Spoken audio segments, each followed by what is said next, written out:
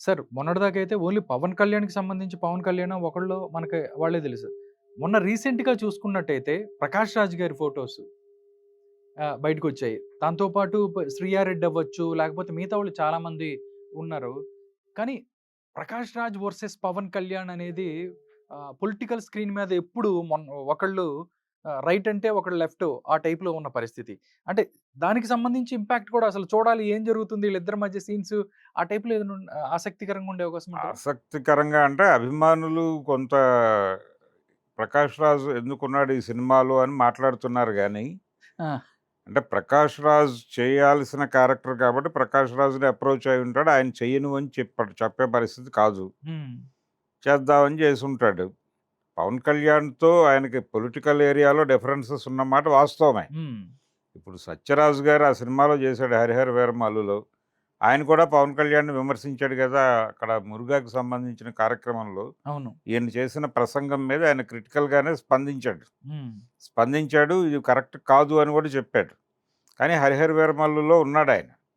అలా 'ప్రకాష్ రాజ్' కూడా పొలిటికల్ ఏరియాలో పవన్ కళ్యాణ్‌తో ఆయనకుండే ఇబ్బందులు ఆయనకున్నాయి. ఓకే.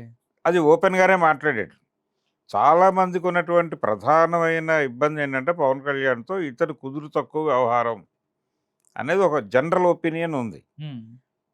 ఇప్పుడు ఆయన ఎవరితోనైనా ఏ క్షణమైనా ఒక స్థిరమైనటువంటి అభిప్రాయాలు లేవాయనకి. హ్మ్. ఎవరితోనైనా కలిసిపోతాడు వెళ్ళిపోయి. లెఫ్ట్‌తో కలిసి ఒక ఎన్నికలో పార్టిసిపేట్ జేస్తాడు. రైట్‌తో కలిసి రైట్‌తో కలిసి ఒక ఎన్నికలో వెళ్తాడు. ఆయనిష్టం. సో, ఇదొక విచిత్రమైనటువంటి కండిషన్. హ్మ్. అతని మీద ఆ రకమైన ఏరియాలో ఆ సనాతన ధర్మం ఇవన్నీ మాట్లాడిన సందర్భాల్లో, అలాగే కేంద్ర ప్రభుత్వాన్ని భుజానేసుకుని మోస్తున్నటువంటి క్రమంలో 'ప్రకాష్ రాజు' నుంచి విమర్శలు ఎదుర్కొన్నాడాయన. హ్మ్. పొలిటికల్ ఏరియాలో వీళ్ళిద్దరూ భిన్న ధృవాలు. ఈ భిన్న ధృవాలు నటులుగా ఒకే సినిమాలో కలిసి పనిచేయొచ్చు. హ్మ్. పొలిటికల్ డిఫరెన్సెస్ మాత్రమే కాదు, పర్సనల్ లెవెల్ డిఫరెన్సెస్ ఉన్నవాళ్ళు కూడా కెమెరా ముందు అన్యోన్యంగా ఉన్నటువంటి సందర్భాలు అనేకం చూసాం. 'జయప్రదకి', 'శ్రీదేవికి' పడదు. హ్మ్. పడేది కాదు.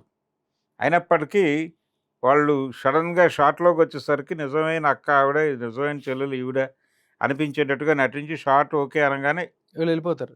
ఎవరి పద్ధతిలో వాళ్ళు పక్కకెళ్ళిపోతారు తప్ప కలిసి మాట్లాడుకోవడం అనేది లేదు. హ్మ్. ఇలా జరుగుతాయి. అంటే శత్రుత్వం బయట వరకే, సెట్ బయట వరకే. సెట్‌లోకెళ్ళాక వాళ్ళు క్యారెక్టర్‌లుగా మారిపోతారు. మారిపోయిన తర్వాత ఆ క్యారెక్టర్ వరకు చేసేసుకొని బయటకొచ్చేస్తారు. మళ్ళీ బయటకి రాగానే వాళ్ళ ఒరిజినల్ హ్మ్. దీనిలోకొచ్చిన తర్వాత వాళ్ళతో మాట్లాడాలని అనిపించదు వీళ్ళకి. అందుకని ఇది సహజంగా జరుగుతున్న వ్యవహారమే. అభిమానులైతే ఆల్రెడీ ట్రోల్ చేయటం మొదలుపెట్టారు దాని మీద. హ్మ్. ఇది కూడా ఒక రకంగా సినిమా హైప్‌కి ఉపయోగపడుతుందని ప్రొడ్యూసర్లు, బయ్యర్లు ఆనందపడుతున్నారు. ఆనందపడుతున్నారు. అంటే వాళ్ళిద్దరి మధ్య వచ్చే సీన్స్ అయితే డెఫినెట్‌గా థియేటర్‌లో కలిసి ఏదన్నా వస్తే మాత్రం ఈలలు మొదలవుతాయి. వేలం మొదలవుతాయి. ఈలలు, హడావిడి నడుస్తుంది. నడుస్తది. కాగితాలు విసురుట, నాణేలు విసురుట ఇలాంటి కార్యక్రమాలు జరుగుతాయి. ఓకే. ఎక్స్‌పెక్ట్ జేయొచ్చు. హ్మ్.